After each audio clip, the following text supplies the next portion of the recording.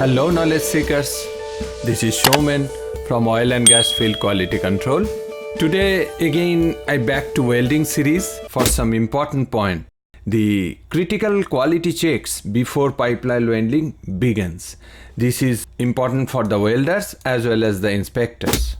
Number 1, verify the WPS is fit for the service conditions. Check if it is applicable for the actual pipe grade, the pipe wall thickness, the base metals and the filler metals are appropriate. Also, if this WPS is applicable for this service, if it is a gas, it is a WPS qualified with a impact test PQR.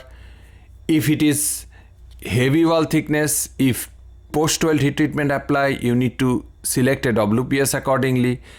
If it is for non-ferrous material, your WPS selection will be completely different. So you have to be very careful that we are using the right WPS. Then the welders are qualified for the appropriate welding or not. Let's say we are welding a position welding on the site. So welder has to be qualified for all the positions. The qualification test must be performed in the actual pipe welding positions that will be required: 1G, 2G, 5G and 6G. Let's say one welder, if he qualified on 6G, he can weld all the positions.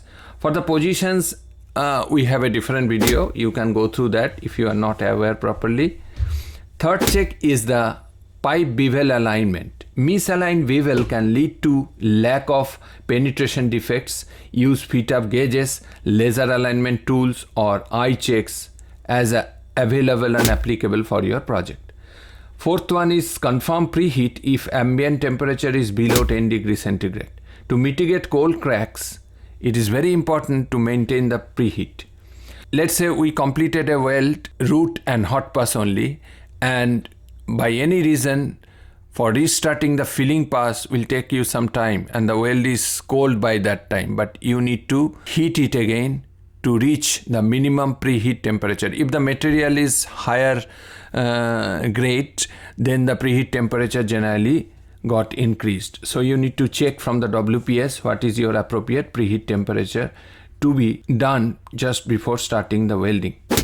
Last and final check is filler metal storage areas. Though you are using the right filler metal, but if it is a low hydrogen electrode and you are not properly baked or not properly heated the electrode to remove the moisture from the flux coating, then the joint will give you definitely some porosities, some other repairs, because the flux will not properly protect the weld pool from oxidation. So be very careful to check the filler metal storage areas. There are several small or big checks like fitness of the welding machine and calibration of the welding machine, the welding tent, the weather conditions, but I just told you few important points to check before welding. Thank you guys. Be with me to have or learn something for our pipeline. Please do not forget to share and subscribe my channel, and don't forget to hit the like button. Signing off, Showman.